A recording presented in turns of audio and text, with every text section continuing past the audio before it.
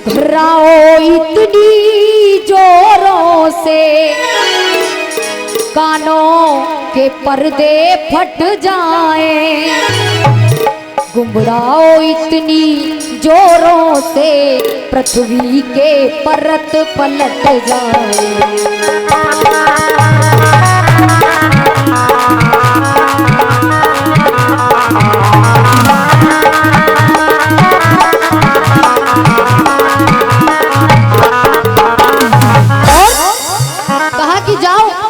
ब्रज में इतनी वर्षा करना कोई जीवित न बचे।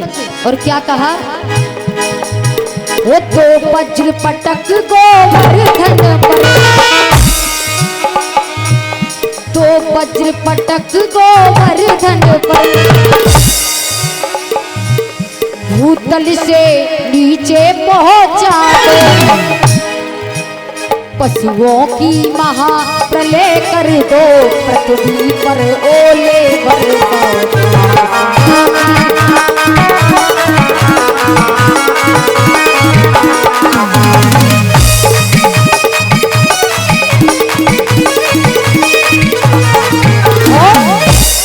क्या कहा कि जाओ इतनी तेज बारिश करना, इतनी बारिश करना कि सारा ब्रजमंडल डूब के मर जाए।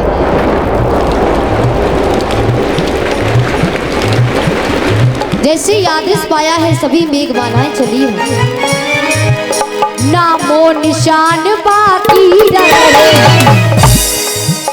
नामो निशान बाकी रहे, एक ही बाढ़ के कड़के बिजलियां पटक दो, चमका करे उस नंदलाल के लड़के,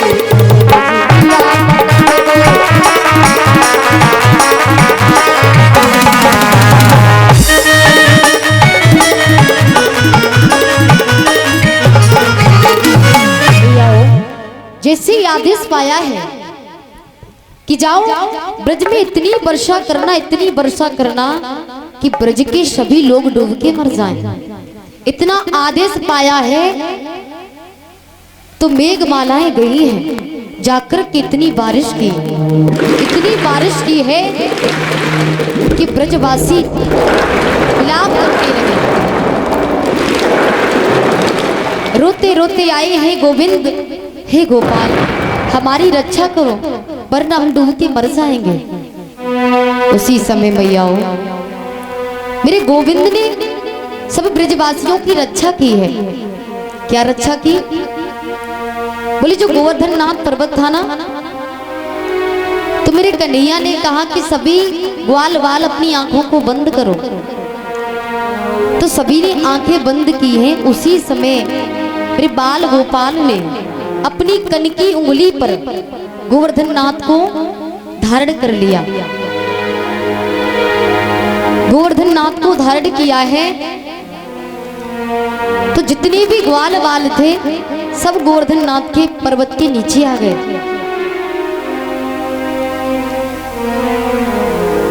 गोवर्धन नाथ पर्वत के नीचे सभी ग्वाल वाल खड़े हैं। एक दिन नहीं, 2 दिन नहीं, 3 दिन हो गए खड़े खड़े। ग्वालों ने कहा चोरे कन्हैया तू थक गयो होएगो, तू विश्राम कर ले, हम सभी ब्रजवासी लाठी को लगा करके खड़े हैं, गोवर्धन नाथ को हम साध लेंगे, तू विश्राम कर ले। कन्हैया कहने लगे तुम साध लोगे? बोले हाँ साध लेंगे। तो ठीक है। मेरे गोपाल ने जैसे उंगली को ढीला किया तो गोवर्धन नाथ पर्वत नीचे को आने लगे। एकदम से ग्वाल वाल कहने लगे अरे कन्हैया रोकियो रोकियो, तेरा तो पर्वत नीचे आने लगो। जैसे इशारा किया तो मेरे गोपाल ने फिर से अपनी उंगली को लगा लिया, फिर से पर्वत को धारण किया है। मैयाओ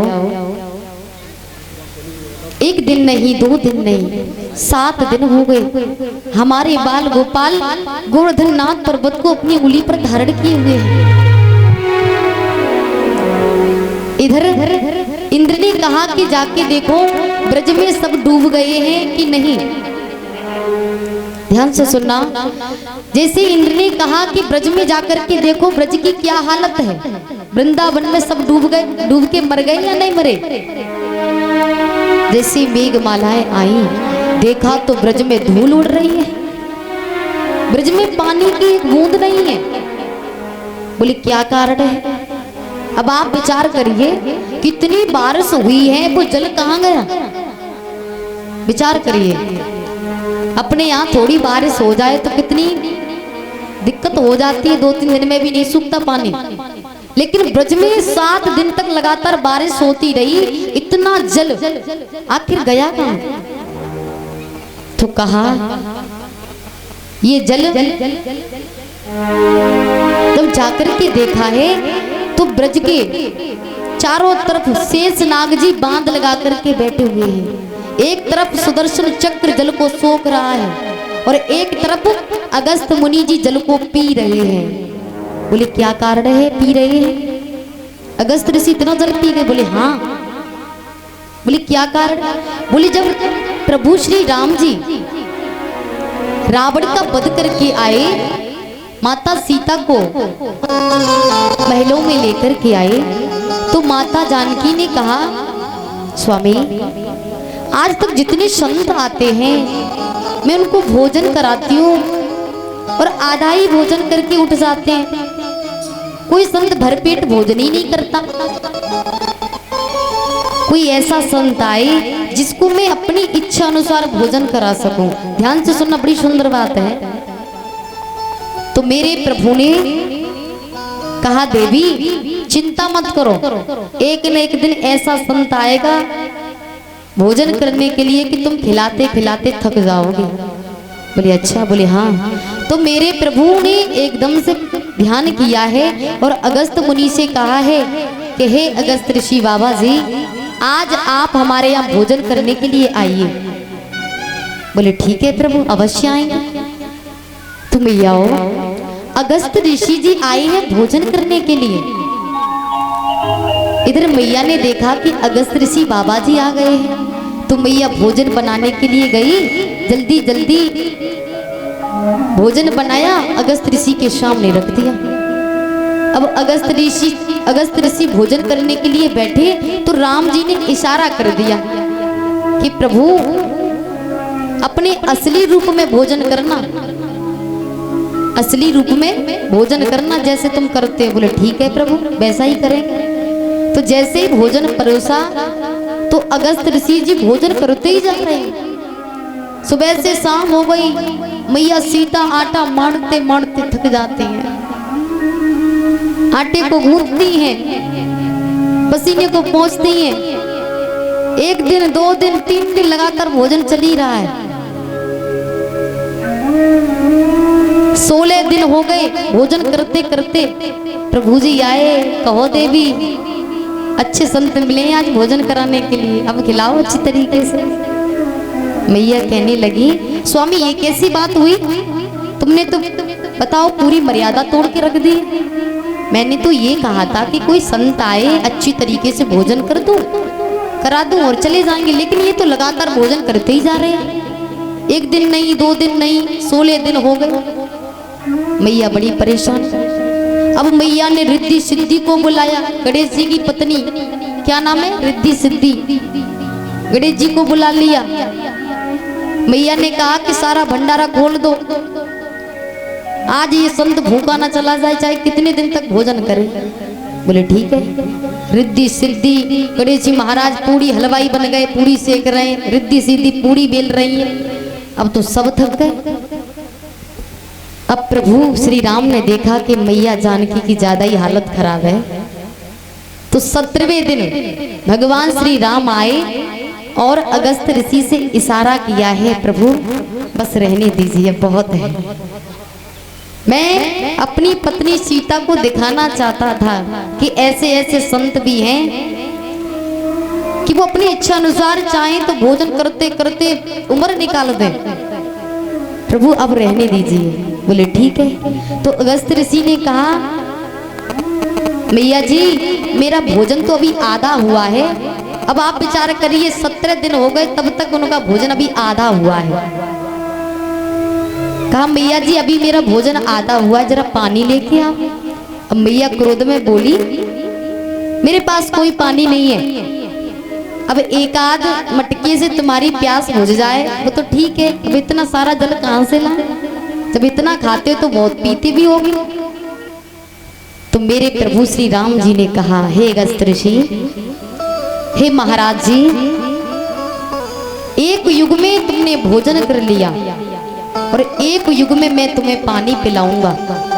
जब द्वापर युग आएगा ना, जब मैं गिरवरधारी बनूंगा, गिरवर को उठाऊंगा, उस समय इंद्र बारिश करेगा, उस समय मैं तुम्हें बुलाऊंगा और तुम जल पीने के लिए आ जाना।